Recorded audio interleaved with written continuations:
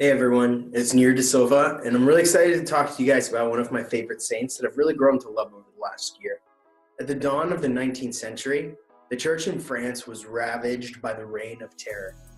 Priests were forced into hiding, or else they would risk death.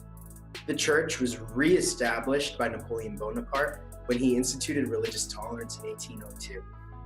Now, 16 years later, a young priest arrived in the town of Ars, which only had 200 people, most of whom chose the pubs and dance halls over church on Sunday. This priest's name was Jean-Marie Vianney. As Vianney looked around at the sins of his people, he began to fight against these evils with daily fasting, prayer, and penance. Parishioners would walk to find him on his knees before the tabernacle at all hours of the day.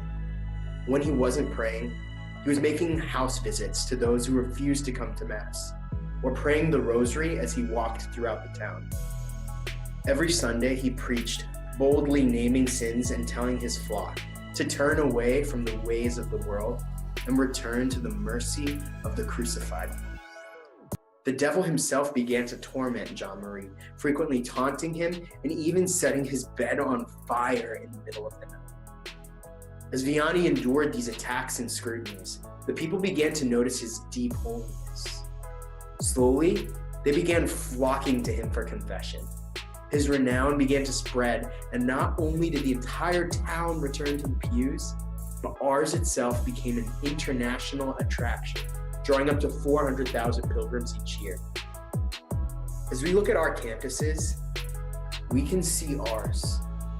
We see people who are satisfied leaving the pews empty as long as their glasses are full. They're afraid to let go of their lives and hand their hearts over to Jesus. As a missionary, I myself am afraid. I'm afraid of what someone might think if I challenge them. I'm afraid of what they're going to think of me. Ultimately, though, my fear stems from a lack of confidence. Primarily, a confidence that the Lord himself goes before me to preach the gospel. St. John Vianney shows us that with true confidence, there is no power in this world that can defeat us. No obstacle or circumstance that is insurmountable.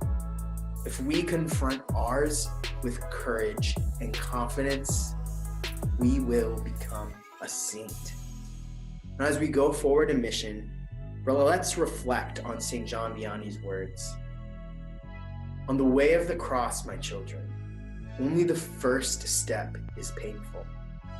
Our greatest cross is the fear of crosses.